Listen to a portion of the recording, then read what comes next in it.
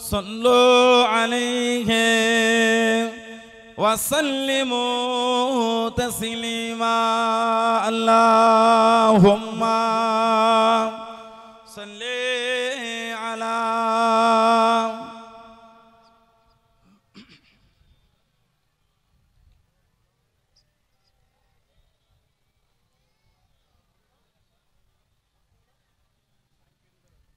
اللهم صل على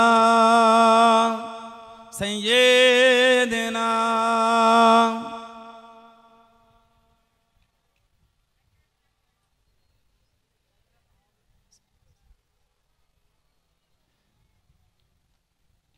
نبي يا نبي يا نبي يا نبي يا نبي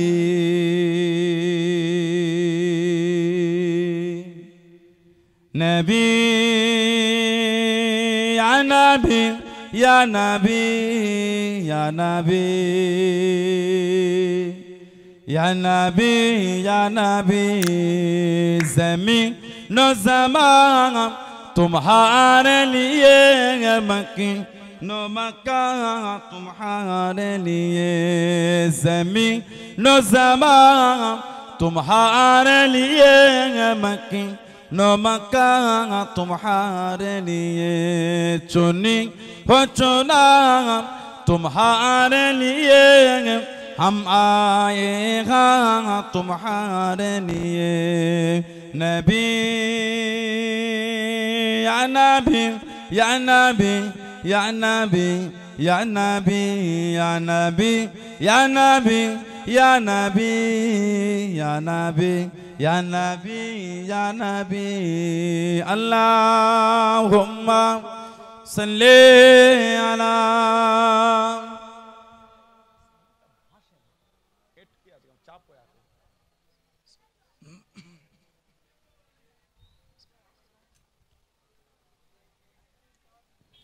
حجر اسود تمہارے لیے صفا مروہ تمہارے لیے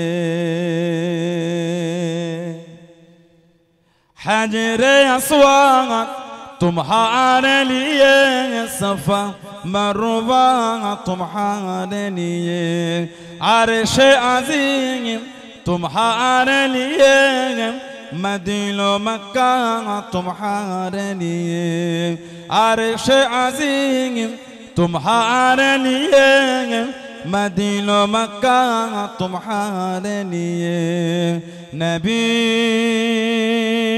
یا نبی یا نبی یا نبی یا نبی یا نبی یا نبی یا نبی یا نبی یا نبی یا نبی اللہم صلی علی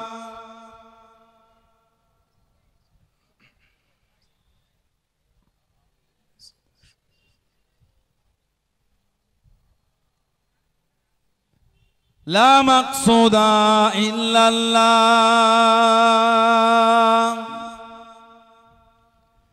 لا مطلوب الا اللہ لا مقصود الا اللہ لا مطلوب الا اللہ لا موجود إلا الله لا محبوب إلا الله لا إله إلا الله لا إله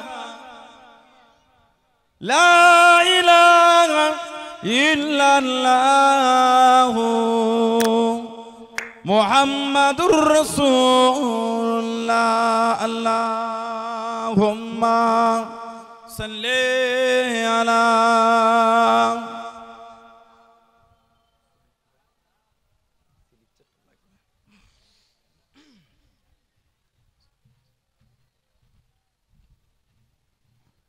قال الله تعالى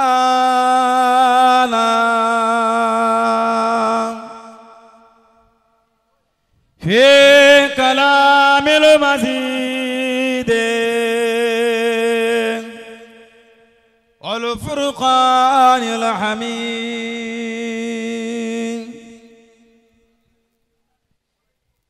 يا أيها الذين آمنوا لا تقولوا راعنا وقولوا انظرنا واسمعوا وللكافرين عذاب عليم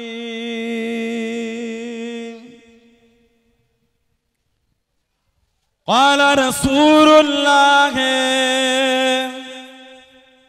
صلى الله عليه وسلم من حج فزار كبر بعد وفاتي كمن زارني في حياتي प्यारे हाजिरान मजलिस আমার ইমানদার ভাইরা নেককার আল্লাহওয়ালা গণেরা যুবকেরা মুরব্বিয়ান বাপজানেরা সমবয়স্ক আমার নওজওয়ান গণেরা আজকের আমাদের এই সুন্দর মাহফিলের আমার বাড়িওয়ালা ভাইজানেরা বিশেষ করে তানার আম্মাজান তানাদের আহলিয়ারা আলা ওলাদ আত্মীয় স্বজন গণেরা বাড়ির মহিলারা পর্দার আড়ালে অবস্থিত আমার মা ও বোনেরা আজকের মাহফিলে বিভিন্ন গ্রাম বিভিন্ন পাড়া থেকে আগত আমার ফুরফুরা শরীফের মুজাদ্দিদুজ্জামান হুজুরের সিলসিলার মুরিদ মুতাকিদিন পাগল গণেরা পর্দার আড়ালে অবস্থিত আমার মা ও বোনেরা আজকের মাহফিলে সম্মানীয় মেহমান দরবারে ফুরফুরা শরীফ থেকে আগত আওলাদে মুজাদ্দিদুজ্জামান ভাইজান হুজুর কেবলা সাথে সাথে অদ্য এলাকার সম্মানীয় মসজিদের ইমাম সাহেব সহ সম্মানীয় উলামা হাজরাত গণেরা খিদমাতে এসে হাজির হয়েছে আমি অধম গুনাহগার নালায়েক খাকসার পাপী আমার মনে হয় আজকের মাহফিলে যতগুলি মানুষ বসে আছে সবচাইতে বড় গুনাহগার থাকতে হলে সেটা আমি আছি আমি পাপী আমি গুনাহগারকে আল্লাহ আপনাদের কাছে হাজির করিয়েছেন দোয়া করেন আল্লাহ পাক যেন গুনাহগারের জবান থেকে কিছুক্ষণের জন্য হলো আল্লাহ পাক কিছু বলার মতন তৌফিক ইনায়েত করেন বলুন সকলে আল্লাহুম্মা আমিন তার সাথে সাথে আল্লাহ পাক আপনাকে এবং আমাকে উভয়কে শুনে এবং বলে আমল করার তৌফিক ইনায়েত করেন বলুন সকলে আল্লাহুম্মা আমিন আমার আল্লাহ পাক জাল্লে জালালুহু জাল্লে শানুহু তানা দরবারে লাখ লাখ শুকর কোটি কোটি শুকর যে আল্লাহ পাক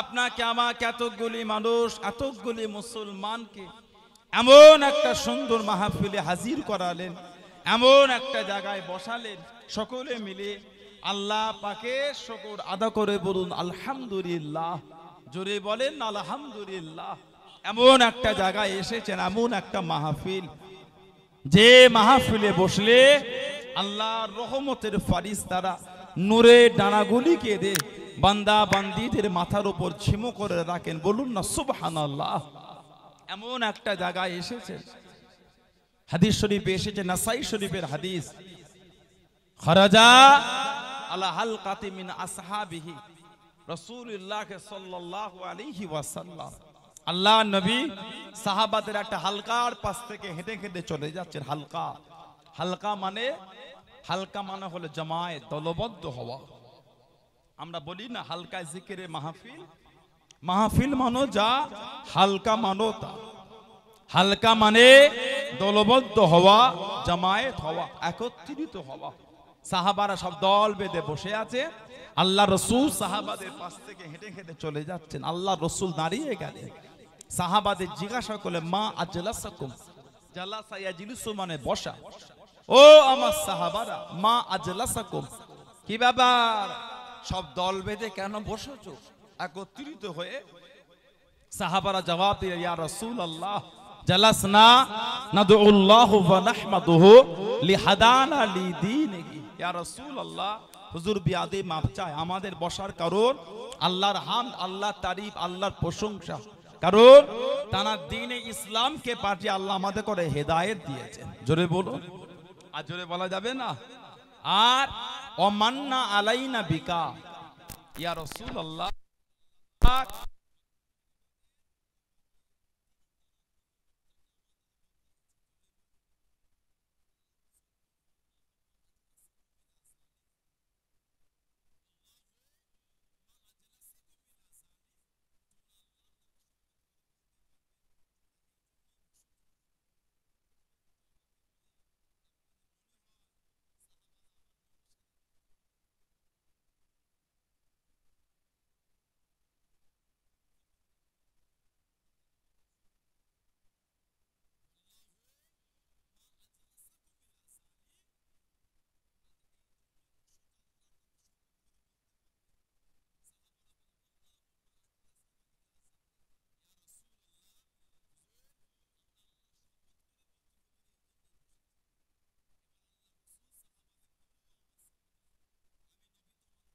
খাওয়ালাম বলে ভেবো না আমি নবী তোমাদের সন্দেহ করছি। কেন খাওয়ালাম? আতানি জিবরাইল আলাইহিস সালাম আখবারানি, আমি নবী, আমার কাছে জিবরাইল আলাইহিস সালাম এসে আমি নবী আমাকে খবর দিয়ে গেলে। কি খবর? এই যে তোমরা বসে বসে আল্লাহর হামদ, আল্লাহর তারিফ, আল্লাহর প্রশংসা করছো, আর আমি নবী আল্লাহ পাক আমাকে তোমাদের মধ্যে পাঠিয়ে তিনি তার রহমতটাকে আল্লাহ পাক তোমাদের উপর দিয়েছে। এই যে আলোচনা করে তোমরা আল্লাহ শুকরিয়া আদায় করছো, আল্লাহ তোমাদের এই মজলিসটাকে নিয়ে আল্লাহ ফেরেশতাদের সামনে আমার আল্লাহ ফখর করছেন। জোরে বলে, আর জোরে বলা যাবে না। সেই মজলিসে আল্লাহ হাজির করিয়েছে, সেই মজলিসে আল্লাহ বসিয়েছে। কি অবস্থা দেখেছেন? আজকে যেতে হবে আল্লাহ আল্লাহ সহি সালামতে পৌঁছে দেন। দেখেছেন বাড়ির জলসা চলে যেতে হচ্ছে। কঠিন দায়িত্বর মানুষ, সার্ভিস করেন, সরকারি জব, কত আশা করে কত শখ করে দাওয়াত করলো দুটো হুজুরকে একসাথে, ভালোবাসার ভাই দুটোকে আনলো বাড়িতে, আর আমার ভাই বিদেশে চলে যাচ্ছে। সিআইডি ব্যাপার বড় পোস্টে আছে, আল্লাহ করেছেন, আল্লাহ ওনাকে কবুল করেন, আল্লাহ ওনার পথটাকে আল্লাহ সহজ করে দেন। বলুন আমিন। আল্লাহ দয়াময় দয়া করে ওনাকে সহি সালামতে ওনার গন্তব্যস্থল আল্লাহ পৌঁছে দেন। সবাই বলেন আমিন, জোরে বলেন আল্লাহুম্মা আমিন। সেই মাহফিল আল্লাহ বসিয়েছে, যে মাহফিলে বসে আমি আপনি একটু দরুদ শরীফ পড়ি। তিরমিজি শরীফের হাদিস, তিরমিজি শরীফে এসেছে, মুসনাদ ইমাম আহমদ ইবনে হাম্বাল এসেছে। আল্লাহর রাসূল বলেছেন, দুনিয়ায় একদল মানুষ দলবদ্ধ হয়ে বসলো, তারা আমি নবী আমার উপর দরুদ শরীফ পড়লো না। দলবদ্ধ হয়ে বসলো কিন্তু আমি নবী আমার উপর দরুদ শরীফ পড়লো না। তারা যদি জান্নাতীও হয়, তারা জান্নাতে গিয়ে দরুদ শরীফের ফজিলত দেখে তারা আফসোস করবে। সুবহানাল্লাহ বললেন না? দরুদের ফজিলতকে আল্লাহ এত আলা করেছে, তারা যদি জান্নাতীও হয়, তারা জান্নাতে গিয়েও দরুদ না পড়ার জন্য আফসোস করবে। কেন? দরুদের ফজিলতটা তারা জান্নাতে গিয়ে এত দেখবে। জোরে বলে, আর জোরে বলা যাবে না। আল্লাহর রাসূল বলেছেন, যে ব্যক্তি আমি নবী আমার উপর একবার দরুদ শরীফ পড়বে, আল্লাহ পাক ওই ব্যক্তির উপর 10টা রহমত দেবে। যে আমি নবী আমার উপর 10 বার দরুদ শরীফ পড়বে, আল্লাহ তার উপর 100 বার রহমত দেবে। যে আমি নবী আমার উপর 100 বার দরুদ শরীফ পড়বে, আল্লাহ ওই ব্যক্তির উপর 1000 বার রহমত দেবে। আর আমি নবী আমার উপর 1000 দরুদ শরীফ পড়বে, আমি নবী আমার কাঁধের সাথে কাঁধ মিলিয়ে আল্লাহর বেহেশতের চৌকাঠটা পার হবে। আর জোরে বলা যাবে না। আল্লাহ আমাদের প্রত্যেকের নসিবে কবুল করে, বলুন আমিন, জোরে বলেন আল্লাহুম্মা আমিন। সেই মাহফিলে বসেছেন ঈমানকে মজবুত করে। রহমতের মাস, বরকতের মাস, সম্মানীয় মাস, আরবি মাসের দ্বিতীয় মাস। এই মাসটার নাম জোরে বলেন সফর। আরবি মাসের দ্বিতীয় মাস হলো সফর, 1444 হিজরি। এটা আরবি মাসে প্রথম মাস হলো মুহররম। আল্লাহ রাসূল বলেছেন, আফজালুস সিয়াম বা'দার রমাদান, আফজালুস সিয়াম বা'দার রমাদান, সিয়াম শাহরিল্লাহিল মুহররম, আফজালুস সিয়াম উত্তম রোজা বা'দার রমাদান, রমাদানের পরে। সিয়াম শাহরিল্লাহিল মুহররম, মুহররম শরীফের রোজাটা হলো রমাদান শরীফের পরে উত্তম রোজা। জোরে বলুন না সুবহানাল্লাহ। এটা হলো আরবি মাসের দ্বিতীয় মাস সফর, যে মাসেতে আমাদের নবী একটু অসুস্থ হয়ে গেলেন। সফর মাসের একটা দিন আছে, যেই দিনটার নাম আখেরি। একটু এলাম গতকাল রাতে, আমি ফিরলাম সেই গুজরাট থেকে, আহমেদাবাদ থেকে এলাম গতকাল রাতে। আল্লাহ পাক আজকে আপনাদের এখানে হাজির করালেন। বলেন আখেরি জানেন না, সফর মাসে একটা দিন আছে আখেরি 4, জোরে বলেন শুনে একটু মনটা খুশি হোক। সোমবার পালন করি কি বারে? তাহলে বললেন সোমবার পালন করছেন বুধবার, এমন হলো কেন? বলছেন সোমবার আখেরি 4 সোমবার, আর পালন করছেন বুধবার, তাহলে কথার সাথে কাজের তো মিল হলো না। তাহলে শব্দটা আমাদের ভুল হয়ে যায়। শব্দটা হলো আখেরি 4 সোমবার নয়, শব্দটা হলো আখেরি 4 সোমবার। আখেরি এটা হলো আরবি, 4 সোমবার এটা হলো ফার্সি। আরবি আর ফার্সি মিশ্রিত শব্দ। আখেরি 4 সোমবার মানে সফর মাসের লাস্টের বুধবার।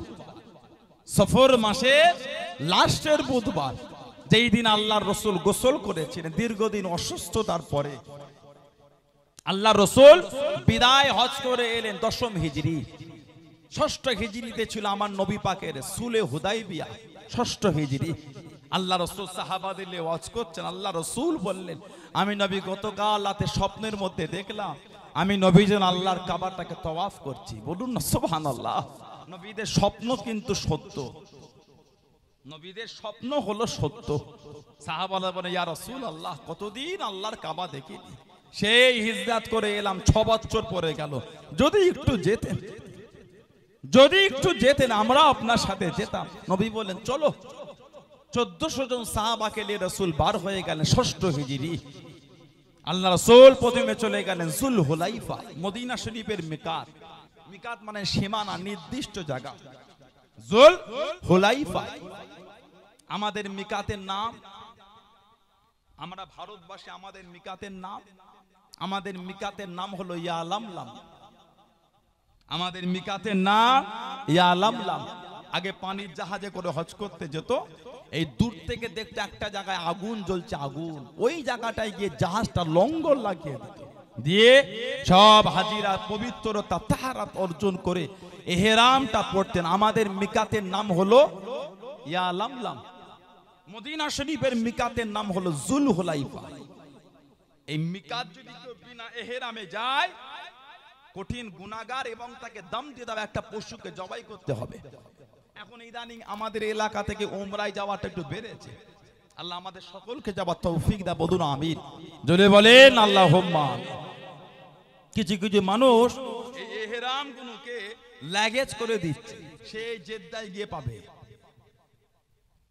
বলে দেয় যে 1 সেট ইহরাম রেখে দেবেন হ্যান্ডব্যাগে, আর 1 সেট লাগেজ করে, ওরা দুটোই লাগেজ করে দেয়। যেখানে ফ্লাইট হোল্ড থাকে, দিল্লি বলেন, মুম্বাই বলেন, দুবাই বলেন, কাতার বলেন, আপনি সেখানে গিয়ে ইহরাম পাবেন কোথায়? যদি বিনা ইহরামে আপনি জেদ্দায় যান, আপনাকে একটা দাম দিতে হবে।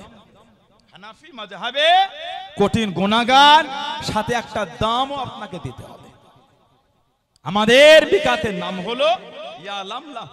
আগে পানির জাহাজে যেত, ওইখানে দাঁড়িয়ে, এখন তো ফ্লাইট উড়তো দেরি নাই, নামতো দেরি নাই, তা ফ্লাইটে উড়ে উড়ে কখন ইহরামটা পড়বেন?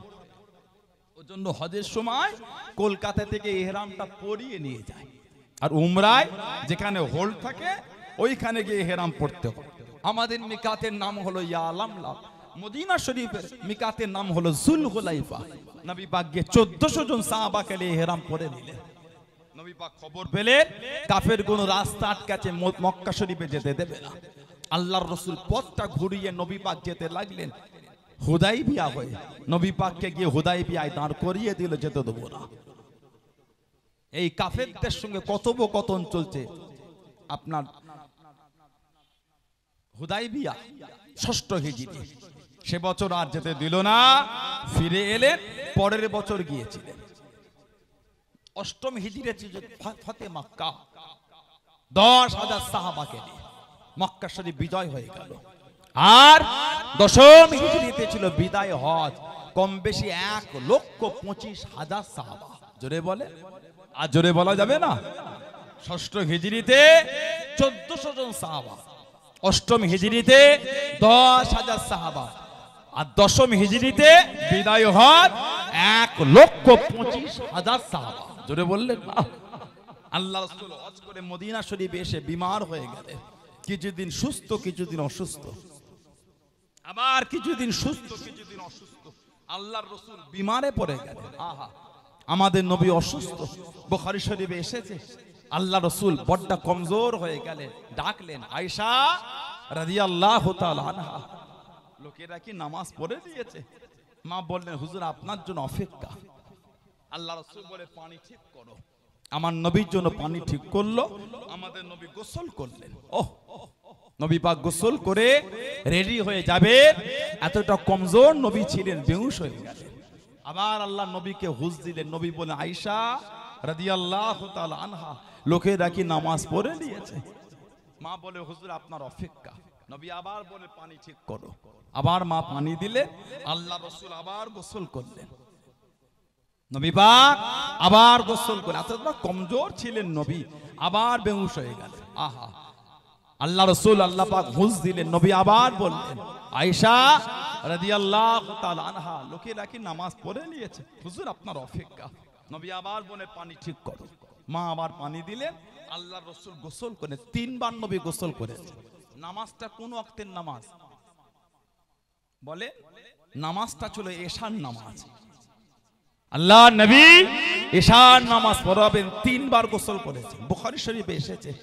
আল্লাহ রাসূল আর গেলেন না, ডাকলেন আয়েশা রাদিয়াল্লাহু তাআলা আনহা, আমি নবী বড় কমজোর, আমি নবী আর যেতে পারবো না। তুমি এক কাজ করো, সাহাবাদের দিয়ে আমার আবু বকর সিদ্দিককে খবর দিয়ে দাও, আমার আবু বকর সিদ্দিক যেন নামাজটা পড়িয়ে দেয়। রাদিয়াল্লাহু তাআলা আনহু খবর পাঠালেন। সিদ্দিক আকবর পাশেই ছিল হযরত ওমর রাদিয়াল্লাহু তাআলা আনহু।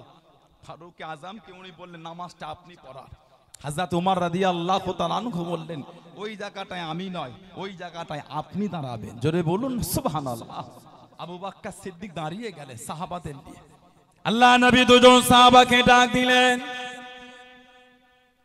ও যুবকেরা, ও আমার মুরব্বি বাপজানেরা। আল্লাহ নবী দুজন সাহাবাকে ডাক দিয়ে দিলেন, হযরত আব্বাস, হযরত আলী রাদিয়াল্লাহু তাআলা আনহুমা।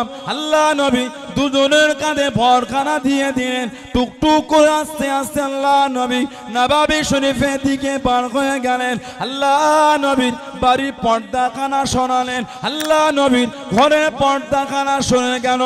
ও যুবকেরা, পর্দা শোনার আওয়াজ খানা আল্লাহ নবীর সাহাবাদের কানে চলে গেল।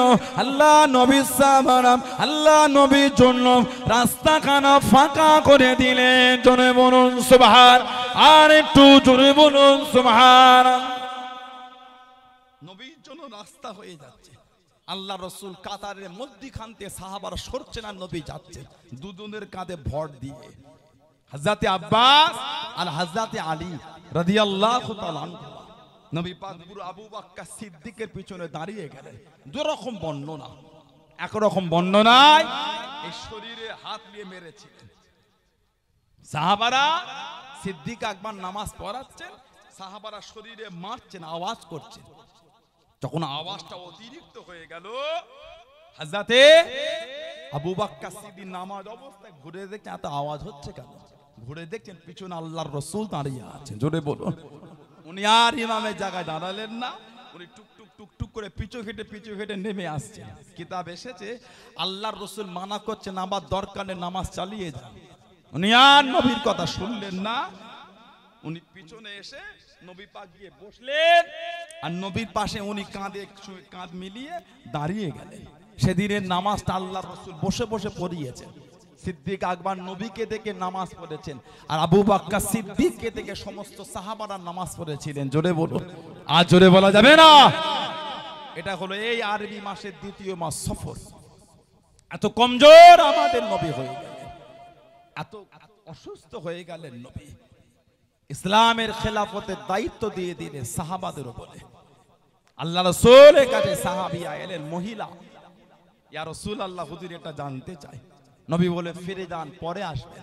মহিলা বলে হুজুর পরে যদি এসে আপনাকে না পায়, আল্লাহর রাসূল বলে আমাকে না পেল আমার আবু বকর সিদ্দিককে তো পাবেন। এই হাদিস শরীফের ইশারা হলো নবীর পরে খেলাফতের দায়িত্ব হলো আবু বকর সিদ্দিকের। জোরে বলো, আর জোরে বলা যাবে না?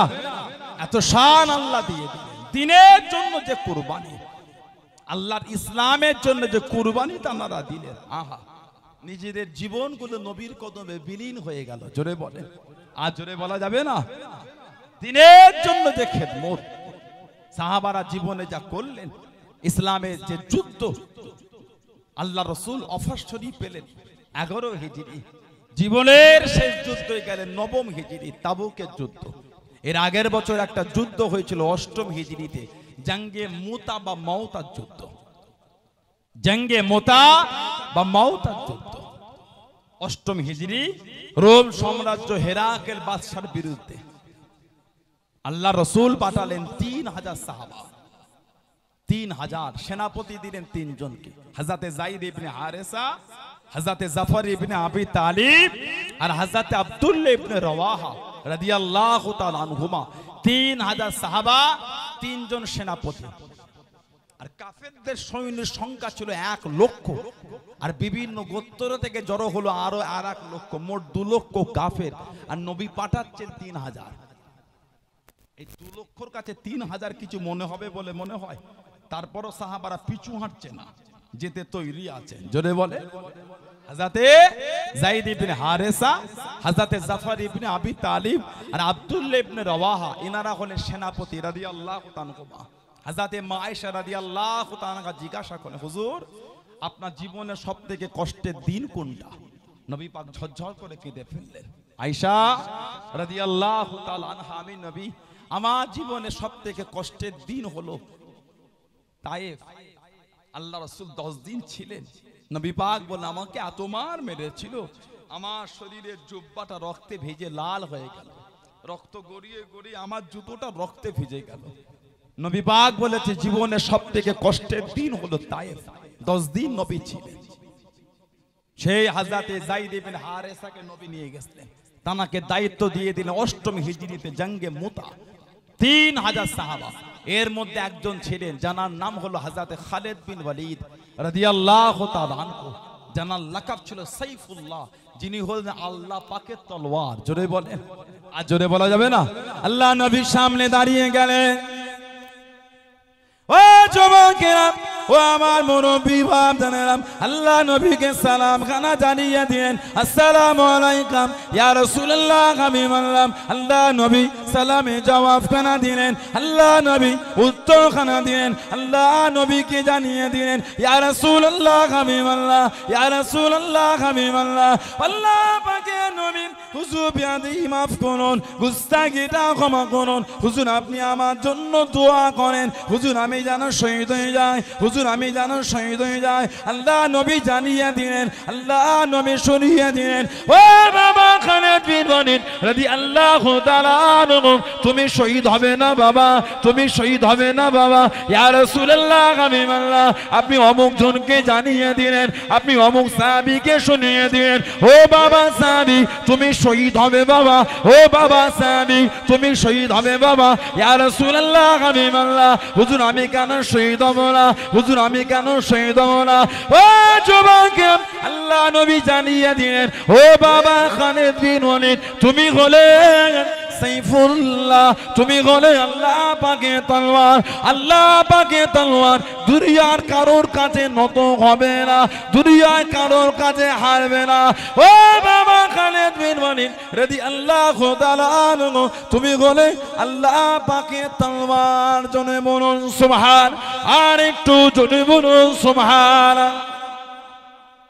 তুমি তো আল্লাহর তলোয়ার, দুনিয়ার কারোর কাছে তুমি হারবে না, তোমার নসিবে শহীদ নেই। খালিদ বিন ওয়ালিদ তুমি শহীদ হবে না। জীবনে 150-র বেশি যুদ্ধের সেনাপতির দায়িত্ব দিয়েছে, 150-র বেশি। আল্লাহ জানাকে একটা যুদ্ধই হারান নেই, প্রত্যেকটা যুদ্ধই যিনি জয়ী হয়েছিলেন। আর জোরে বলবেন না? যে টুপিটা মাথায় দিয়ে যুদ্ধ করেছেন, ওই টুপিটাতে আল্লাহ রসুলের নূরের বাদান শরীফের একটা চুল দিয়ে টুপিতে সেলাই করা ছিল। জোরে বলেন। হযরতে মুহাম্মদ ইবনে ইসমাইল বুখারী রাহমাতুল্লাহ, ইমাম বুখারী রাহমাতুল্লাহ যে জুব্বাটা সারা জীবন গায়ের সাথে জড়িয়ে রেখেছিলেন, ওই জুব্বায় আল্লাহ নবীর নূরের বাদান শরীফের একটা চুল ওই জুব্বার মধ্যে রেখেছিলেন। ওই জুব্বা সারা জীবন বুকে জড়িয়েছিলেন। জোরে বলুন, বলেন আলহামদুলিল্লাহ। ইদানিং এখন কিছু কিছু সব মাস্তান ঘুরছে। গতকালকে না আজকেই দেখলাম একটা ভিডিও, আমাদের এখান থেকে আজমির শরীফে যাচ্ছিল, রাস্তায় কোথা দাঁড়িয়ে ইউপিতে নামাজ পড়েছে, তাদের সব কারা ধরিয়ে নাকি কান ধরে উঠবোস করিয়েছে। দেখেছেন আপনারা? আমি আজকে না গতকাল দেখছি। কেন না রাস্তায় নামাজ পড়াটা অপরাধ। রাস্তায় নামাজ পড়া নাকি অপরাধ। রাস্তায় নামাজ পড়া যদি অপরাধ হয়, রেল স্টেশনে নামাজ পড়া যদি অপরাধ হয়, স্কুলে নামাজ পড়া যদি অপরাধ হয়, কলেজে নামাজ পড়া যদি অপরাধ হয়, থানায় নামাজ পড়া যদি অপরাধ হয়, হসপিটালে নামাজ পড়া যদি অপরাধ হয়, মলে নামাজ পড়া যদি অপরাধ হয়, এই জায়গাগুলোতে অন্য সম্প্রদায় ধর্মীয় কাজ করাটা অপরাধ নয়? কথা বলে না একটু? হ্যাঁ না, আমাদেরটাই খালি অপরাধ। আমি কোন সম্প্রদায়কে ছোট করতে চাই না, না, এই শিক্ষা আমার ইসলাম আমাকে দেয়নি। এই শিক্ষা আমার জ্ঞান আমাকে আমার ইসলাম দেয়নি। আমার ইসলাম তো আমাকে শিখিয়েছে যে সৃষ্টির প্রতি দয়া করলো না, যে আল্লাহর সৃষ্টির প্রতি মায়া করলো না, তার উপর আমার আল্লাহর দয়া হবে না। আল্লাহর সমস্ত সৃষ্টি মানুষকে সবাই মুসলমান, একটু হ্যাঁ দেন, সবাই মুসলমান না, না, কত সম্প্রদায় আছে। আল্লাহ রাসূল বলেছে মাল্লা ইয়ারহামুন নাস আল্লাহ ইয়ারহামুহুমুল্লাহ, যে মানুষের প্রতি দয়া করলো না তার উপর আমার আল্লাহ দয়া হবে। আমার নবী বলেন মাল্লা ইয়ারহামুল মুসলিমিন, নবী বলেছে মাল্লা ইয়ারহামিন নাস, মানুষ নাস, মাল্লা ইয়ারহামিন নাস লা ইয়ারহামুহুমুল্লাহ, যে মানুষের প্রতি দয়া করলো না তার উপর আল্লাহ দয়া হবে না। নবী বলেন যে মুসলমানদের উপর দয়া করলো না তার উপর আল্লাহ দয়া হবে না। এটা আমার ইসলামের শিক্ষা। জোরে বলে, আর জোরে বলবেন না। যদি স্কুলে নামাজ পড়াটা অপরাধী হয়, তাই অপরাধী ধরলাম আমি। স্কুলে অন্য কিছু করাটা অপরাধ নয়। আমার হিন্দু ভাইদের তারা স্কুলে সরস্বতী পুজো করে না, একটু হ্যাঁ দেখ, ওটা অপরাধ নয়, ওটা অপরাধ নয়। আমার এই বক্তব্য দ্বারা যদি কোনো আমার অন্য সম্প্রদায় মানুষ ভাবেন আপনার সম্প্রদায়ের বিধানকে আমি নোংরা চোখে দেখছি না, আপনার ভুল। এটা আমি আপনার বিবেকের কাছে জিজ্ঞাসা করছি, বলে এটা অপরাধ নয়। স্কুলে তো কত পুজো হয়, ওটা অপরাধ নয়। স্কুলে আমার একটা ভাই নামাজ পড়লে অপরাধ? হ্যাঁ অবশ্যই অপরাধ। যদি স্কুলের ক্লাস চলা অবস্থায় তুমি ওই ক্লাসের মধ্যে পড়ো, যাও ফাঁকা জায়গায় পড়ো, একটা আড়ালে গিয়ে পড়ো, একটা অফ বদ্ধ ঘর, ক্লাস নেই, ওই ঘরে গিয়ে পড়ো, একটা কমন রুম, কলেজে কমন রুমে গিয়ে যেখানে ক্লাস চলছে তুমি ওইখানটায় সামনে পড়বে না, এটা তোমার জন্য ঠিক নয়। কথা ঠিক বলছে না ভুল বলছে? বলে থানাতে পুজো হয় না, একটু হ্যাঁ, থানাতে পুজো হয় না। থানাতে আমার একটা মুসলিম পুলিশ অফিসার ভাই নামাজ পড়লে অপরাধ হয়ে গেল। আমি ওই সমস্ত পুলিশ অফিসারদের বিবেকের কাছে জিজ্ঞাসা করছি, আপনাদের সম্প্রদায় যখন হয় ওইটা অপরাধ নয় কেন? মুসলমানদের অপরাধ বলেন আমাকে। রাস্তা দিয়ে এই এক মাস ধরে আমার হিন্দু ভাই বোনেরা তারা ওই বৈদ্যবাটির পাশ থেকে নদী গঙ্গার পানি তুলে তারা কাঁধে করে তারকেশ্বরে নিয়ে গেল। এক মাস কম বেশি নিয়ে গেল, সারা বছর যায়, ওই এক মাস বেশি যায়, এক মাস বেশি। শ্রাবণী মেলা বলে ওটাকে, শ্রাবণী মেলা বলে। দিনের পর দিন রাস্তাটা নো এন্ট্রি থাকে, সরকারি রাস্তা তো, জনগণের হক তো, ওটা অপরাধ বলবেন নাকি আপনি? আমি কিন্তু অপরাধ বলিনি, আমি কিন্তু এর বিরোধীও করিনি।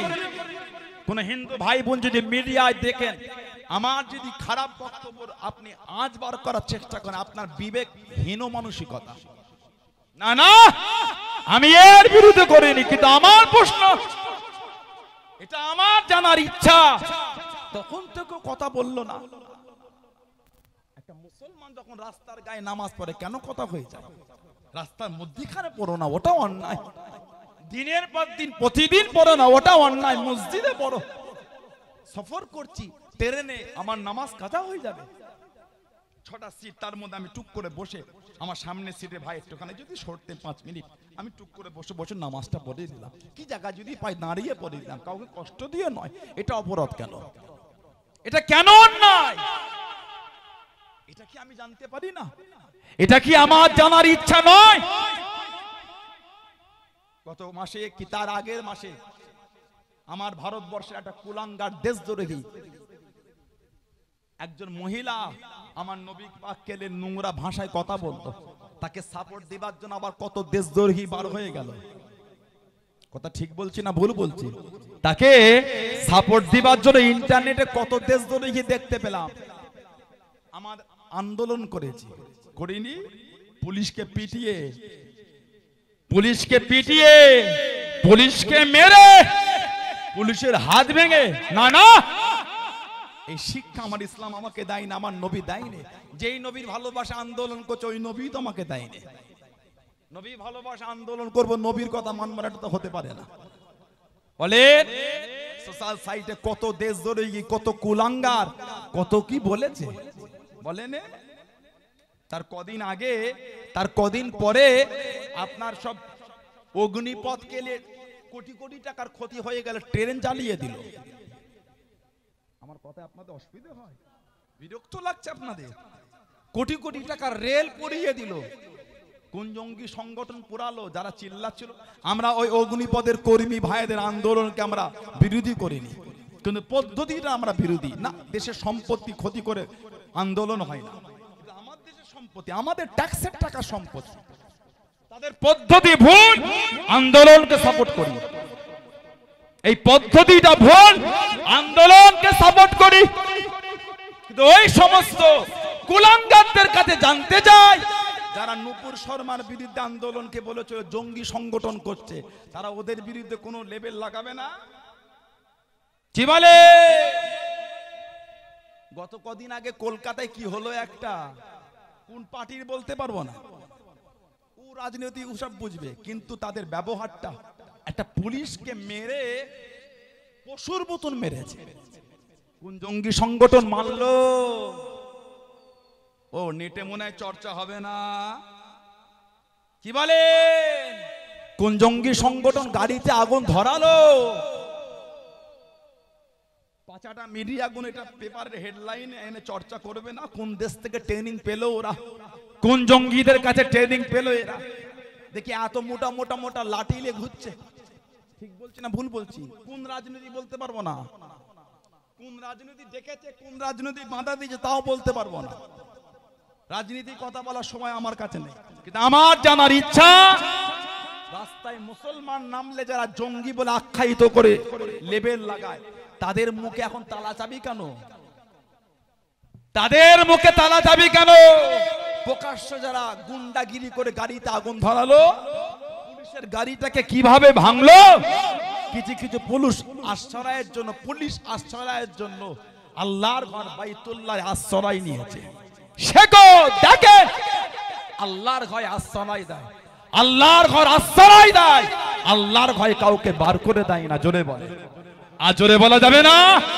মসজিদ আশ্রয়ের জায়গা, মসজিদ নিরাপদের জায়গা, মসজিদ শান্তির জায়গা, মসজিদ আরামের জায়গা, মসজিদ মানুষকে ভালোবাসা শিখাবার জায়গা, মসজিদ কষ্ট দিবার জায়গা নয়, মসজিদ বার করে দিবার জায়গা নয়। জোরে বলে, আর জোরে বলা যাবে না? আজকে বলে, আজকে এগুলো আমাদের জানার ইচ্ছা, গুলো জানতে চাই আমরা। আন্দোলন করলে, মুসলমান নামলে যাদের মুখের বলি ফোটে, তখন এখন বলি গুলো কোথায় গেল? বার করো। ইউপিতে মুসলমান নামাজ পড়েছে বলে কষ্ট হচ্ছে, এর বিচার কে করবে? জোরে বলে, ইন্নাল্লাহা আলা কুল্লি শাইইন কাদির। প্রতিবাদ আমাদের করতে হবে। প্রতিবাদ পারলে হাত থেকে বন্ধ করে, না পারলে মুখ থেকে বলে, না পারলে অন্তর দিয়ে ঘৃণা করে। প্রতিবাদ বন্ধ করা যাবে না। আল্লাহর আদালতে বিচার দিয়ে দেন ইনশাআল্লাহ। দুনিয়াতে আল্লাহ বিচার দেখিয়ে দেবে। বলে ইনশাআল্লাহ। জোরে বলে, জোরে বলেন, বলেন আল্লাহুম্মা আমিন। 2 লক্ষ কাফের 8ম হিজরি জঙ্গে মুতা 3000 সাহাবাকে নবী পাঠাচ্ছেন। এই 3000 এর মধ্যে হযরত খালিদ বিন ওয়ালিদ রাদিয়াল্লাহু তাআলা আনহু, এটা কিতাব আছে, তারিখের কিতাব, আল্লামা ইবনে কাসির রাহমাতুল্লাহ লিখিত আল বিদায়া ওয়ান নিহায়া। উলামারা জানেন আল বিদায়া ওয়ান নিহায়া। নবী পাকের ওফাত শরীফের পরে সাহাবাদের একটা কাফেলা যুদ্ধ করতে করতে এগিয়ে যাচ্ছেন ইসলামে পতাকা তুলতে তুলতে। তারা গিয়ে দাঁড়িয়ে গেলেন দাজলা নদী, টাইগ্রিস, যেটাকে টাইগ্রিস বলা হয়, গুগলে গেলে লিখবে টাইগ্রিস, দাজলা নদী। দাঁড়িয়ে গেলেন, জোয়ার, পানি ফুলে ফেপে, পানিটা ফুলে ফেপে আছে। সব সাহাবারা চিন্তা করছেন, বোট নেই, স্টিমার নেই, নৌকা নেই, কিচ্ছু নেই, যাবো কিভাবে, পার হব কিভাবে। সব সাহাবারা চিন্তিত। হযরতে সাদ ইবনে আবি ওয়াক্কাস রাদিয়াল্লাহু তাআলা আনহু আর হযরতে খালিদ বিন ওয়ালিদ রাদিয়াল্লাহু তাআলা দাঁড়িয়ে ভাষণ দিলেন, ও নবী পাকের সাহাবা, পিছনে যাওয়া যাবে না, যা হবে সামনে। বোট নেই তো কি হয়েছে, আমরা নিজেদের জন্য বার হইনি, আমরা আল্লাহর দ্বীনের জন্য বার হয়েছে। জোরে বলে, চিন্তা করো না। এই ঘোড়া নিয়ে টাইগ্রিস নদীর উপর নেমে ওরা বিসমিল্লাহে তাওয়াক্কালতু আলাল্লাহ কিতাবে এসেছে। সব সাহাবারা টাইগ্রিস নদীর উপর ঘোড়া নিয়ে নেমে গেলেন। একটা সাহাবার ঘোড়ার পা পানির মধ্যে ডোবে না, সব ডাঙার মতন ছুটতে শুরু করেছে। আজরে বলা যাবে না, আজরে বলা যাবে না। সেই খালিদ বিন ওয়ালিদ একটা যুদ্ধে হারেন না, সব জিতেছে। কোন এক যুদ্ধ গেলেন, ওই টুপিটাকে ঘরে রেখে চলে গেলেন, যুদ্ধে জিততে পারছেন না। মদিনা শরীফ আল্লাহ নবী সাহাবী খবের মধ্যে দেখতে পেলেন,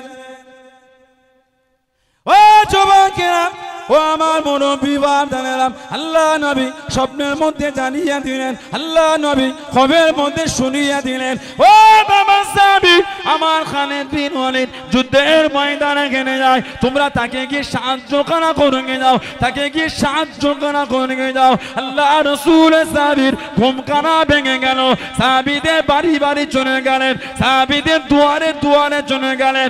ও রাসূলুল্লাহ সাহাবা, আল্লাহ নবী স্বপ্নের মধ্যে জানিয়ে দিলেন, আল্লাহ নবী খবরের মধ্যে শুনিয়ে দিলেন, হযরত খালিদ বিন ওয়ালিদ রাদিয়াল্লাহু তাআলা আনহু আল্লাহ দ্বীনের জন্য যুদ্ধের ময়দানে চলে গিয়েছেন। হযরত খালিদ বিন ওয়ালিদ আল্লাহ নবী তানার কাছে যাবার জন্য বলে দিলেন, তানার পাশে দাঁড়াবার কথা বলে দিলেন। সাহাবাদের বাড়ি বাড়ি চলে গেলেন।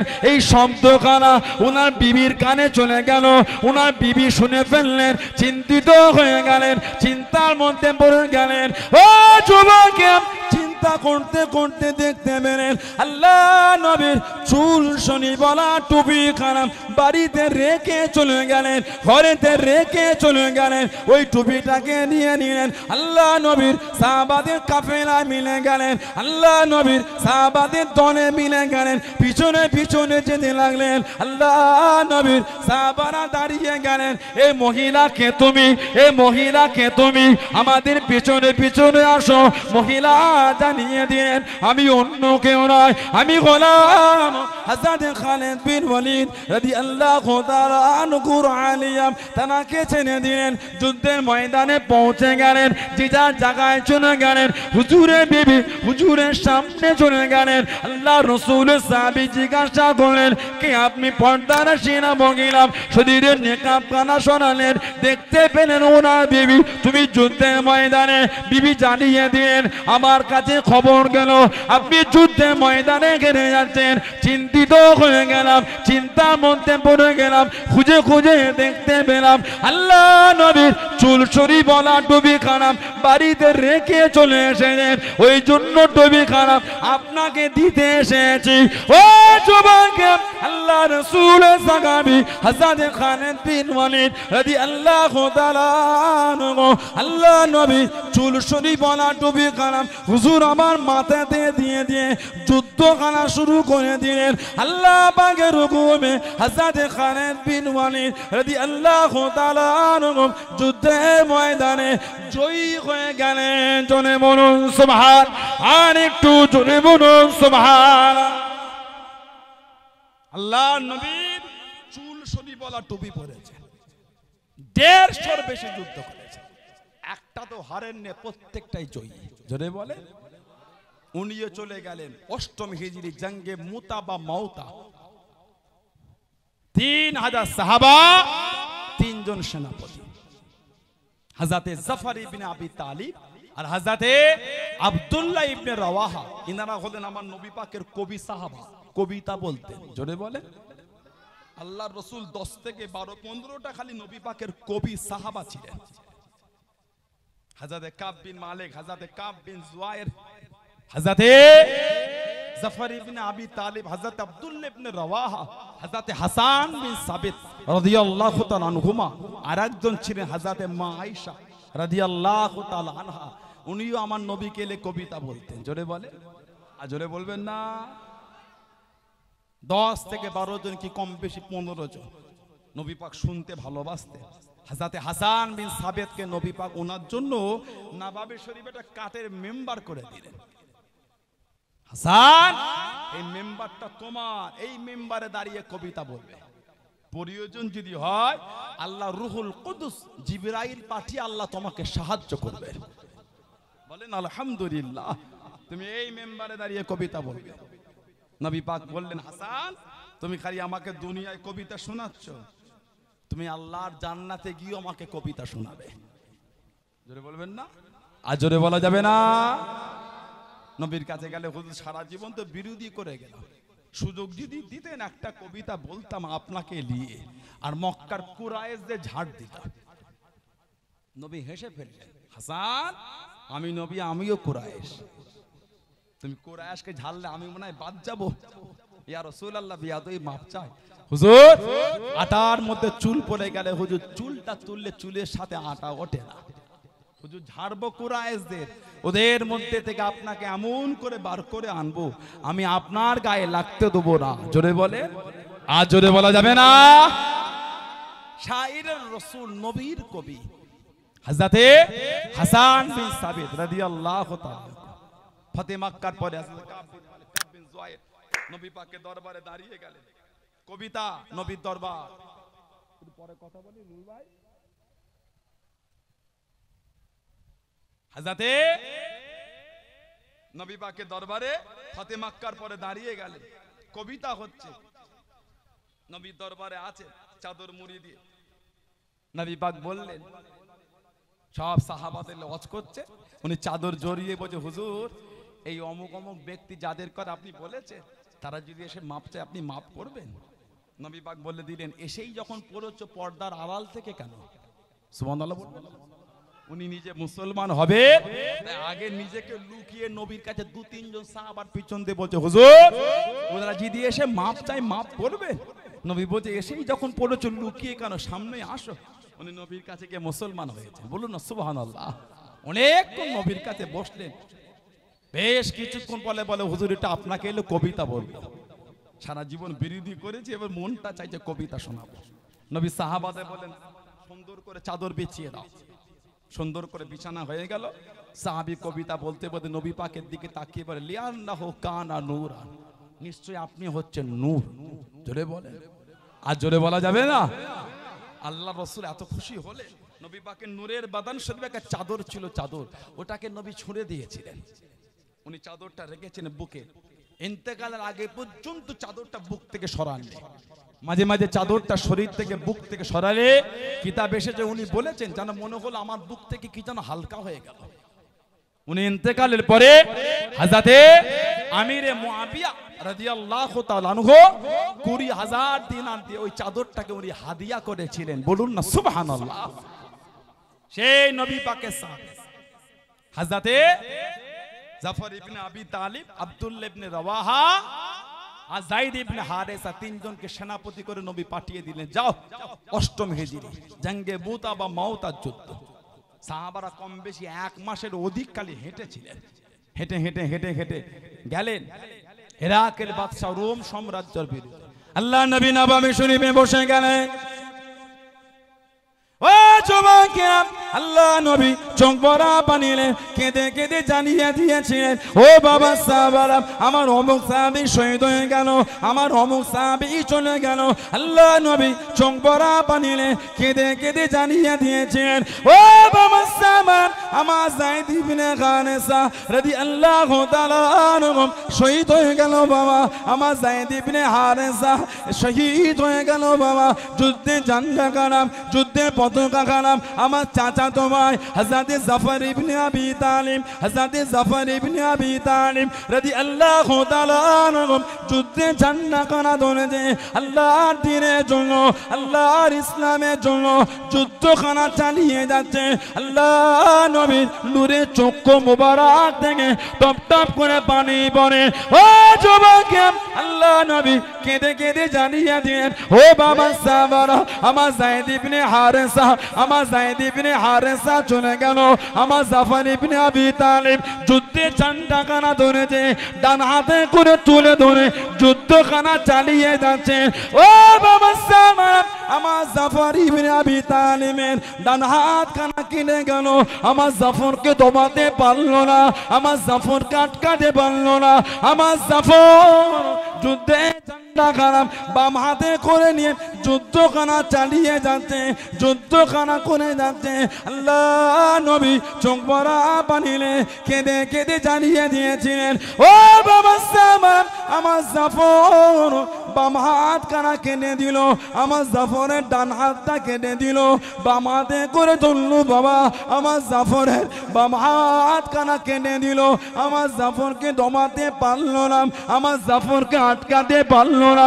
রাদিয়াল্লাহু তাআলা আনহু আমার জাফর ইবনে আবি তালিব আল্লাহ দ্বীনের জন্য, আল্লাহর ইসলামের জন্য যুদ্ধে ঝান্ডা খানা দাঁতে করে কামড়ে ধরে মুখটাকে উঁচু করে রেখেছে বাবা, মুখটাকে তুলে ধরেছে বাবা, আল্লাহ দ্বীনের জন্য যুদ্ধখানা চালিয়ে যাচ্ছেন, যুদ্ধখানা করে যাচ্ছেন।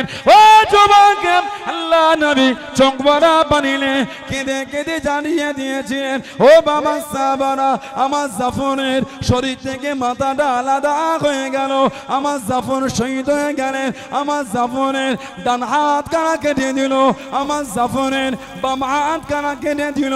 আল্লাহ নবী জানিয়ে দিলেন, আল্লাহ নবী শুনিয়ে দিলেন, ও বাবা সাহাবারা, আমার আল্লাহ পাক এতটা খুশি হয়ে গিয়েছে, এতটা রাজি হয়ে গিয়েছে, আমার জাফর আল্লাহ পাক, আল্লাহ পাকে জান্নাতে দুটো ডানা দিয়েছে বাবা, দুটো ডানা মিলিয়েছে বাবা, আমার জাফর আল্লাহ পাকে জান্নাতে এই দুটো ডানা দে যেখানে খুশি উড়ে ঘুরে ঘুরে ঘুরে বেড়াবেন। জোরে বলুন সুবহান, আর একটু জোরে বলুন সুবহান।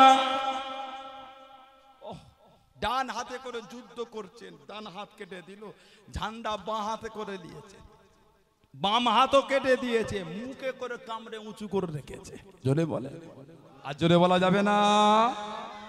শহীদ হয়ে গেলে আল্লাহ এত খুশি হলে জান্নাতে আল্লাহ ওনাকে দুটো ডানা দিয়েছেন।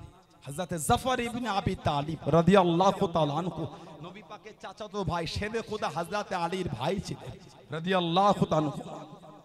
নবী পাক বলেছে জান্নাতে দুটো ডানা, যেখানে ইচ্ছা এই ডানা মেলে মেলে উড়ে উড়ে বেড়াবেন। জোরে বলে, আর জোরে বলবেন না। কিতাব এসেছে ওই শহীদ হবার পর রক্ত জমিনে যেই জায়গায় পড়েছে ওই জায়গার মাটি থেকে মুশক আম্বরে খুশবু বার হয়েছে।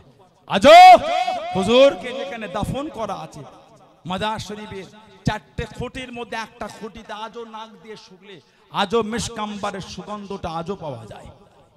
যদি বলা যাবে না, দিনের জন্য যে কুরবানি, দিনের জন্য যে কুরবানি আল্লাহ দিনের জন্য দিলেন। এমনি দিন আমরা এত সহজে পাইনি। সাহাবাদের ইজ্জত এমনি এমনি আল্লাহ পাক বলেছেন কোরআন শরীফে, রাদিয়াল্লাহু আনহুম ওয়া রাদু আন, তাদের উপর আমি আল্লাহ খুশি, তারাও আমি আল্লাহ আমার উপরে খুশি। জোরে বলে, আর জোরে বলা যাবে না। আল্লাহ পাক জানাদের সামনে বলে দিলেন, আমিনু কামা আমানান নাস, আমিনু তোমরা ঈমান আনো কেমন ঈমান আল্লাহ কামা যেমন আমানান নাস, এই নাসের তাফসীর হলেন সাহাবা।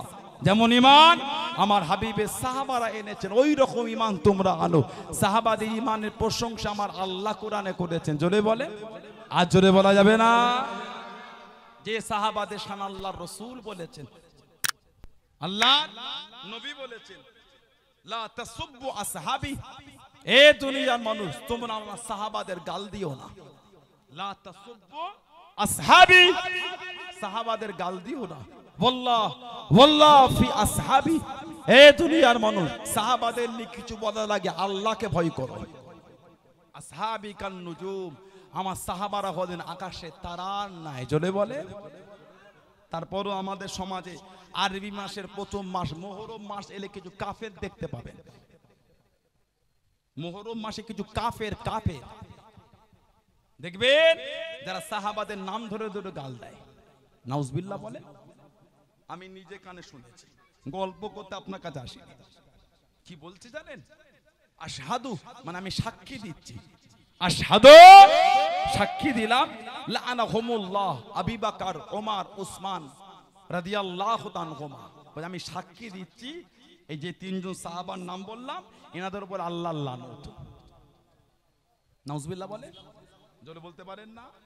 কি বলছি জানেন? আশহাদু আমি সাক্ষী দিচ্ছি, আবু বকর ওমর উসমান রাদিয়াল্লাহু তাআলা ফিন্নার, আমি সাক্ষী দিচ্ছি এনারা তিনজন জাহান্নামী।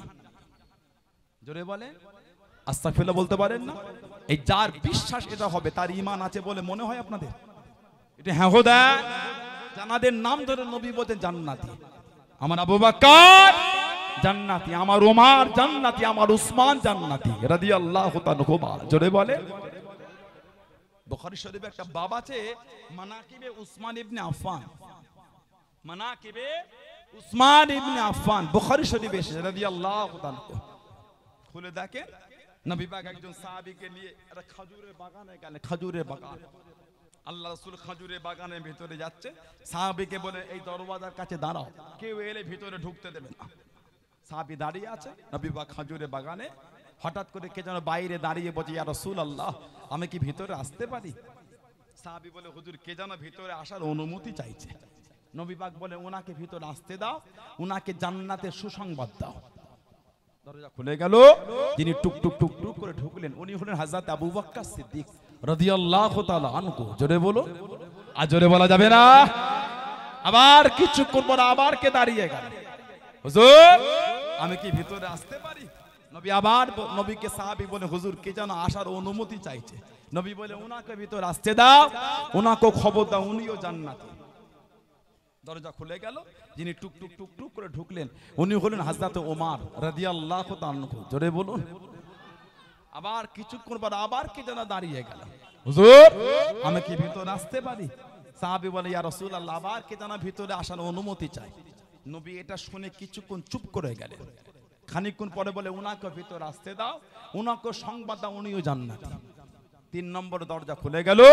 যিনি ঢুকলেন উনি হলেন হযরত উসমান রাদিয়াল্লাহু তাআলা আনহু। জোরে বলে। আর জোরে বলবেন না। এই হাদিস শরীফে হযরত আলী রাদিয়াল্লাহু তাআলা আনহু হুজুরের আলোচনা নাই, তবে অন্য হাদিস শরীফে ওনার নাম ধরে এসেছে। নবী বলেছেন আমার আলী রাদিয়াল্লাহু তাআলা আনহু উনিও হলেন জান্নাতি। জোরে বলে। এবার আমাকে বলে জানার নাম ধরে নবী বলেছেন জান্নাতি। কিছু কাফের আছে, কাফের কাফের বোঝেন না? কিছু কাফের আছে, কাফের। হুজুরটা গাল দিল, কাফেরটা গাল নাকি? কথা বলে না। কাফের গাল, কাফের কোনো গাল নয়। কাফের একটা চিনার লেভেল, একটা লেভেল। হুজুরটার হাতে পড়ে যায় একটা ঘড়ি। এই ঘড়িটা কি কোম্পানি বলেন তো? কি কোম্পানি? কথা বলে না। কে বললো? এবার বলেন তো কি কোম্পানি? কি TITAL? কি হয়? কি করে জানলেন? এই লেভেল, এটা লেভেল। কথা বুঝতে পারেন না? এটা হলো লেভেল। কিছু ঘড়ি আছে সোনাটা কোম্পানি, অজন্তা কোম্পানি, দিয়াল ঘড়িগুলো হয় না একটু হ্যাঁ গো দেন ফার্স্ট ট্যাগ না কি এমন একটা আছে, ফার্স্ট ট্যাগ নাকি একটা আছে না? কত রকম কোম্পানি। কি কো চিনলে? ওই লিকা কাফের এটাও একটা লেভেল, মুমিন একটা লেভেল। কেন? এটা ইসলামের বিধানের উপর বিশ্বাস করে চলে। কাফের একটা লেভেল, এই ইসলামের আকীদা মানে না। কাফেরটা কোনো গাল না, কাফের কোনো গাল না। স্ত্রীর ভাই সম্পর্কে কি হয় বলেন? কথা বলে না এটি। হ্যাঁ, স্ত্রীর ভাই সম্পর্কে কি ওটা গাল? সানাউল্লাহ সিদ্দিক আপনাদের হাসাতে এসে মনে হয় নাকি শালাটা কি কোনো গাল? একটা সুন্দর সম্পর্কের একটা নাম হলো শালা, গাল না, ওটা গাল না। কিন্তু বর্তমান এমন এমন জায়গায় ব্যবহার শুরু হয়ে গেছে, ওটা গালে রূপান্তরিত হয়েছে, কিন্তু গাল না, ওটা একটা সুন্দর সম্পর্কের একটা নাম হলো শালা। ঠিক না ভুল বলছি? তেমন কাফের কোনো গাল না, চীনার একটা লেভেল। কিন্তু এখন এত ব্যবহার হয়, ওটা একটা গালে রূপান্তরিত হয়েছে, কিন্তু গাল না, চীনার একটা লেভেল। বর্তমান কিছু কাফের আছে যারা সাহাবাদের সামনে বেয়াদবি করে। মুহররম মাস এলে পাবেন, এরা খালি বলে আহলে বাইত, সাহাবাদের মানি না। নাউজুবিল্লাহ বলে। আল্লাহর রাসূল সাহাবাদেরও মানতে বলেছেন, আল্লাহর রাসূল আহলে বায়াতকে মানতে বলেছেন। যে সাহাবাকেও মানবে, আহলে বায়াতকে মানবে, সে হলো প্রকৃত মুমিন। জোরে বলো। আর জোরে বলা যাবে না। যে শুধু সাহাবাদের মানবে, আহলে বায়াত মানবে না, সে মুমিন নয়। যে শুধু আহলে বায়াতকে মানবে, সাহাবা মানবে না, সেও মুমিন নয়। মুমিন সে যে সাহাবা এবং আহলে বায়াত দুজনকেই মানবেন। জোরে বলে। আর জোরে বলা যাবে না। আহলে সুন্নাত ওয়াল জামাতের আকীদা, আমরা সাহাবাকে মানি, আমরা আহলে বায়াতকে মানি। জোরে বলবো। আর জোরে বলবেন না সুবহানাল্লাহ। সাহাবাদের শান, সাহাবাদের দরজা, সাহাবাদের মাকামকে আল্লাহ তো আলা করেছে। সেই সাহাবাদের দিকে দেখেন, সেই সাহাবাদের জীবনী পড়েন, যারা আল্লাহ দিনের জন্য নিজেদের জীবনগুলোকে বিলীন করে দিয়েছেন। আল্লাহ আমাদের কবুল করেন, আল্লাহ আমাদের সকলকে সেই পথের প্রতীক করেন, আল্লাহ আমাদের সকলকে সেই রাস্তায় চলার তৌফিক দান করেন। সকলে বলেন আমিন। জোরে বলেন আল্লাহুম্মা আমিন। একটু দরুদ শরীফ আল্লাহুম্মা।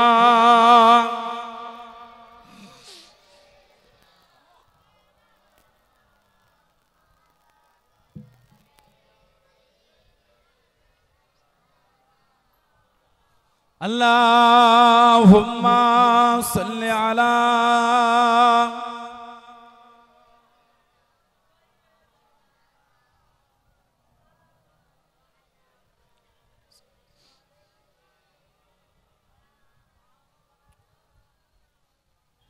চোখে আমার কাবা শরীফ, বুকে আমার পাক কোরআন।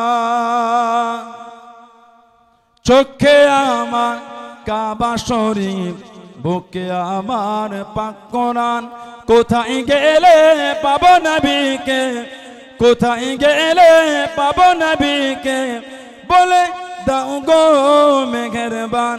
চোখে আমার কাবা শরীফ, বুকে আমার পাক কোরআন।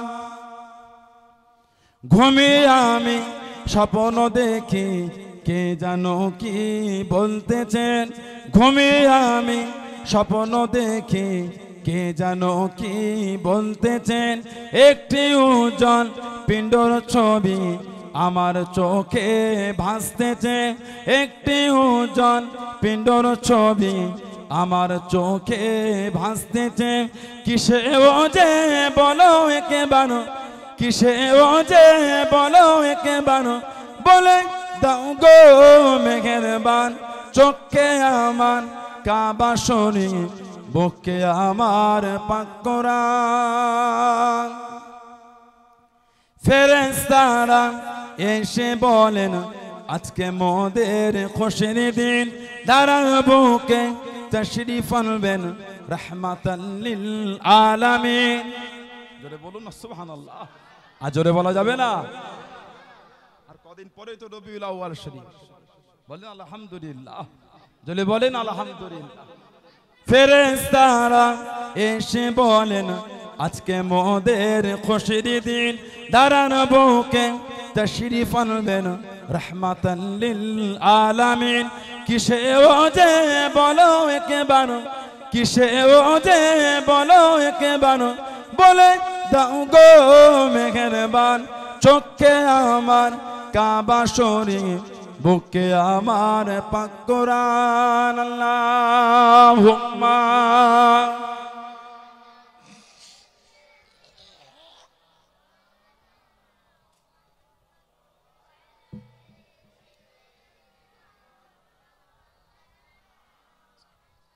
আমার ভাইয়েরা বাপজানেরা ছেলেরা যুবকেরা মুরব্বীরা মায়েরা বোনেরা মেয়েরা মহিলারা ভালো হন পরিবর্তন হন মনটাকে ভালো করে শরীয়তের মধ্যে আসেন নিজেকে পরিবর্তন করেন নিজেকে ভালো করেন ভালো হবার চেষ্টা করেন নবীকে মানবেন মানার মতন মানেন যারা মেনেছেন তাদের দিকে শিক্ষা নেন আজকে আমার বাড়িওয়ালা ভাইজানদের আব্বাজান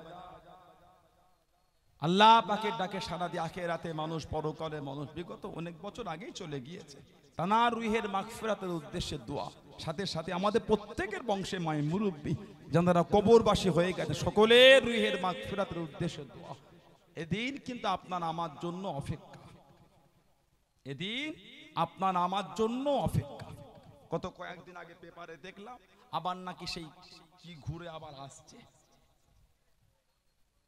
কি বলে কঠিন পরিস্থিতি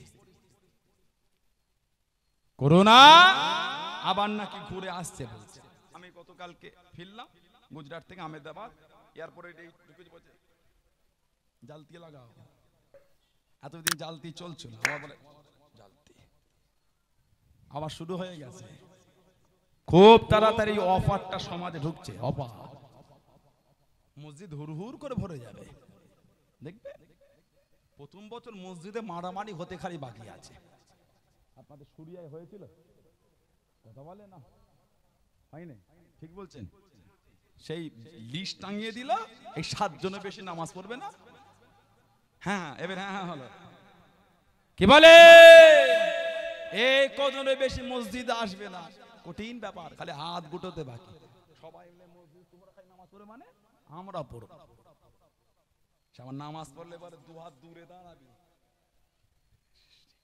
গায়ে গা ঠাকাস নেই কথা বলে না যদি কেউ কেসেছে ময়দান ফাঁকা আবার সেদিন চৌমাথায় বাজার করতে গেলেন 15 জনের পিছনে ব্যাগ নিয়ে দাঁড়িয়ে আছে কখন ফাঁকা হবে বাজারটাই সুযোগ পাবো কিচ্ছু করতে হবে না দুবার কাশো ঠিক বললাম না ভুল বললাম এমনি ফাঁকা সরো সরো খালি কাশাটা অপেক্ষা ফাঁকা হয়ে গেল আর কেউ নেই দোকানদারও নেই দূর থেকে যদি মেপে মাল তুলে এলে টাকাটা রেখে দে একটু হ্যাঁ দেন ঠিক বলছি না ভুল বলছি কি কঠিন পরিস্থিতি লা হাওলা ওয়ালা কুওয়াতা ইল্লা বিল্লাহ বাড়িতে 3 দিন 4 দিন 5 দিন 7 দিন জ্বর হয়ে গেল কতজন নার্সিং হোমে ভর্তি হলো দমের কষ্ট শ্বাস নিতে কষ্ট এক সপ্তাহ পর মারা গেল নার্সিং হোমে যেই বেডটাই মূল্য ওই বেডের চাদরটা দিয়ে লাশটা জড়িয়ে পলিথিন দিয়ে এটে কিট সিস্টেম চেন সিস্টেম আটা এটে লাশটা দিয়ে কোথায় গায়েব হয়ে গেল কেউ জানে না না আছে গোসল না আছে কাফন না আছে জানাজা না আছে দাফন এই খবরটা আপনাদের কাছে আছে একটু হ্যাঁ দেন কোনদিন বুকে হাত রেখে আল্লাহকে সাক্ষী করে কোনদিন ভেবেছি ওই লাশটা যদি আমাদের হতো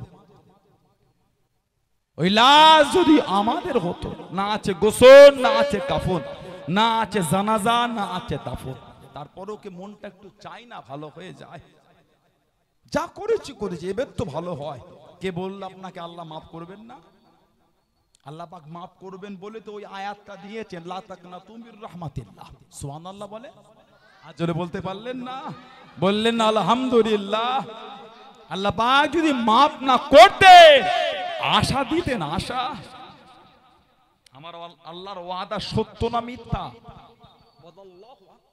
আল্লাহর ওয়াদা হক এটা সত্য আল্লাহ যদি মাফ যদি না করতেন আল্লাহ এই আয়াত দিতেন না লা তাকনাতু মির রাহমাতিল্লাহ ইন্নাল্লাহা ইয়াগফিরু যুনুবা জামিয়া ইন্নাহু হুয়াল গফুরুর রহিম সুবহানাল্লাহ বললেন আলহামদুলিল্লাহ মাফ চান ভালো হও ও কি এখনো তাসের আড্ডা ভালো হতে মন চাইলো না এখনো জুয়ার আড্ডা ভালো হতে মনটা চাইলো না। এখনো সুদ, এখনো লটারি, এখনো জুয়া, ভালো হতে মন চাই না। আসো, ফিরে আসো, আল্লাহর কাছে আসো, আল্লাহর কাছে আসো, আল্লাহর কাছে আসো, আল্লাহর কাছে মাথাটা নিচু করো, ভালো হয়ে যাও। সানাউল্লাহ সিদ্দিকের সাথে ব্যক্তিগত ঝগড়া রেখে দেন, নাই মিটলো, নাই মিটলো, নিজে তো ভালো হও, নিজে তো ভালো হন। সানাউল্লাহ সিদ্দিকের ওয়াজ হলে রাগ হয়, তাই হোক, আমার রাগ নেই, নিজে তো ভালো হন। মদের আড্ডা, তাসের আড্ডা, জুয়ার আড্ডা, লটারির আড্ডা, সুদের আড্ডা, সাট্টার আড্ডা, এবার তো ভালো হও, এবার তো ফিরে আসেন। এখনো কি সময় হলো না ফিরে আসার? এখনো কি মন হলো না ভালো হবার? এখনো কি মন হলো না? হযরত জুনায়েদ বাগদাদি আল্লাহর ওলি ছিলেন, তার হেদায়েতের অবস্থাটা একবার শুনবেন, পড়বেন। হযরত মালিক বিন দিনার দামেস্কি রহমাতুল্লাহ, দামেস্কের মসজিদে কিতাবে পড়ছিলাম, 1 বছর টানা নামাজ পড়েছেন, নিয়ত একটাই ছিল, লোকে আমাকে নামাজি ভেবে মসজিদে মুতওয়াল্লি যদি করে দেয়, এই মসজিদের ইনকামটা অনেক, আমাকে যদি মসজিদের মুতওয়াল্লিটা করে এর ইনকাম অনেক, আমি অনেক টাকা নিতে পারবো।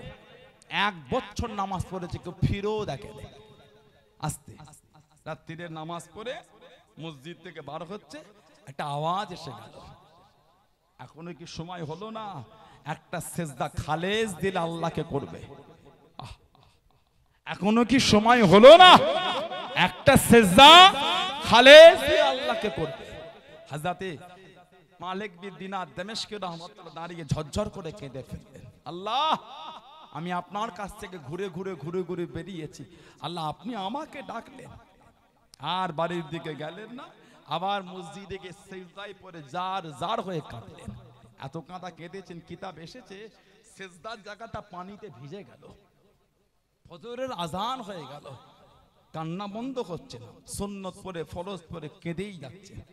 ফজরের নামাজ পড়ে বসেছে, সমাজের মানুষেরা এবার হুজুরকে গোল করে ঘিরে দাঁড়িয়ে বলছে, এই আব্দুল মালিক, আপনাকে দামেস্কের এই মসজিদের মুতওয়াল্লি করে দেওয়া হলো। জোরে বলে, 1 বছর নামাজ পড়েছে, অর্থের লোভে কেউ ফিরেও দেখেনি, একটা সেজদা করেছে আল্লাহকে ভালোবেসে। হুজুর বললেন, না, যার লোভে আমি এতদিন নামাজ পড়লাম, আল্লাহ পাক যখন আমাকে ডেকেইছেন, আর আমি না, আল্লাহর পাগল হয়ে গেলে। জোরে বলে, আর জোরে বলা গেল না?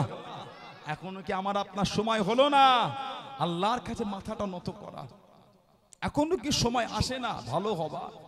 রাত 10টা নেই, 11টা নেই, 12টা নেই, তাসের আড্ডা, জুয়ার আড্ডা, সাট্টার আড্ডা, লটারির আড্ডা, সুদের আড্ডা। বাড়ি চলে এলেন, তওবা নাই, কলেমা নাই, তাসবিহ নাই, জিকির নাই, ফাতিহা নাই, কেঁদে কেঁদে মাপও চায় না, আয়াতুল কুরসিও নাই, ওই অবস্থায় ঘুমিয়ে গেলেন। একটু বুকে হাত রেখে আল্লাহকে সাক্ষী করে বলেন তো, ওই রাতে যদি মরণ হয়ে যায়, হতে পারে না? কি বলে, জীবনের শেষ কাজটা আপনার দ্বারা হয়েছে তাস, জীবনের শেষ কাজটা আপনার দ্বারা হলো জুয়া, জীবনের শেষ কাজটা আপনার দ্বারা হলো লটারি, জীবনের শেষ কাজটা আপনার দ্বারা হলো সুদ, জীবনের শেষ কাজটা আপনার দ্বারা হলো গুনাহ। একটু আমাকে বলেন, মনে হয় আপনার কবরটা জান্নাতের টুকরা হবে? ভয় লাগে না?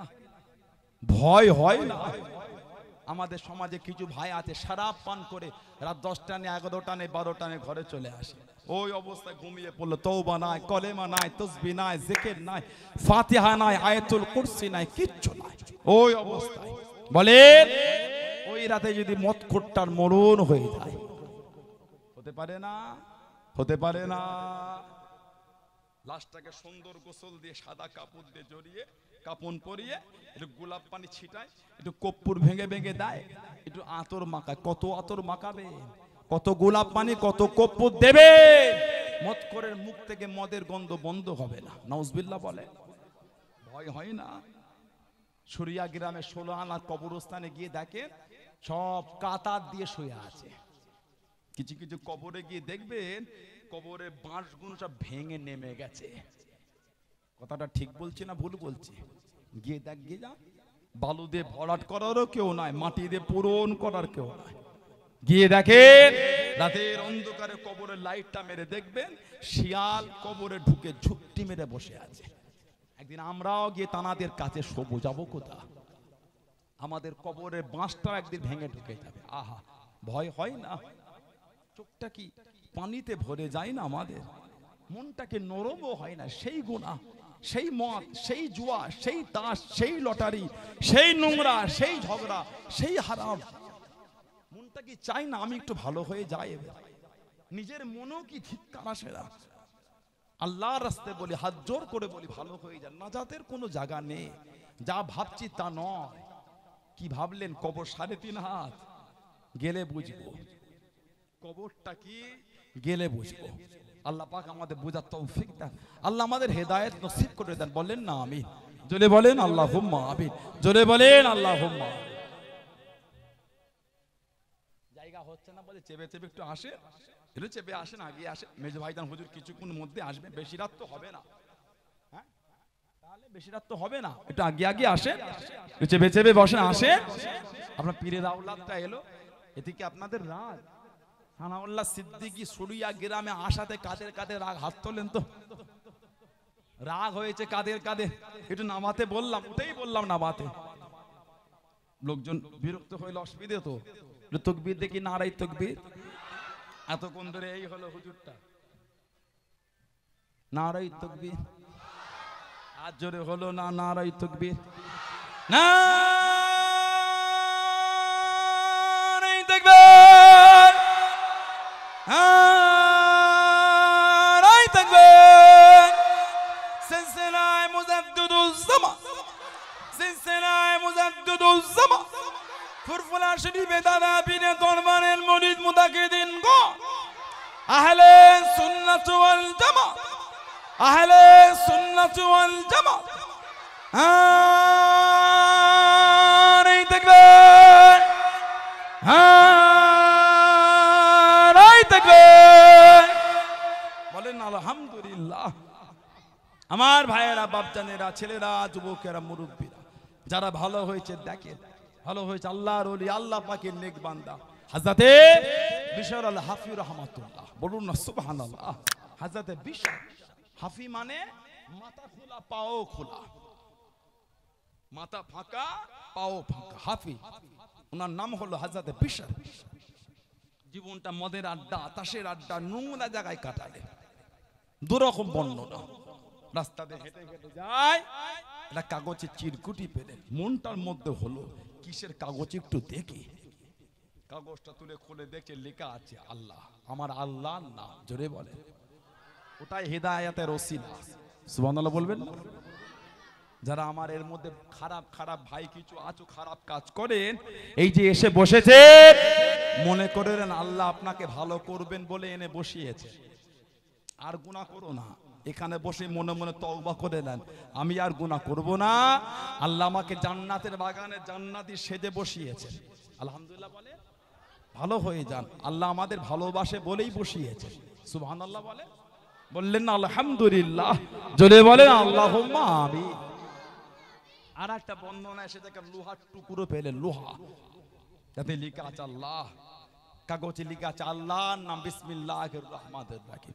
মনটাই ধাক্কা, ওহ এ তো আমার আল্লাহ না। ওইটাকে নিয়ে বাড়ি গেলেন। গোটা বাড়ির টাকা ছিল 5 দিরহাম। 1 দিরহাম রেখে দিয়ে 4 দিরহাম বার করলেন। বাজারে গিয়ে একটু খুশবু পানি কিনেছে, আর একটু কস্তুরি আতর আর রেশমি কাপড়। বাড়িতে এসে আল্লাহর নামটাকে ভালো করে ধুইয়েছেন। সুবহানাল্লাহ বলে।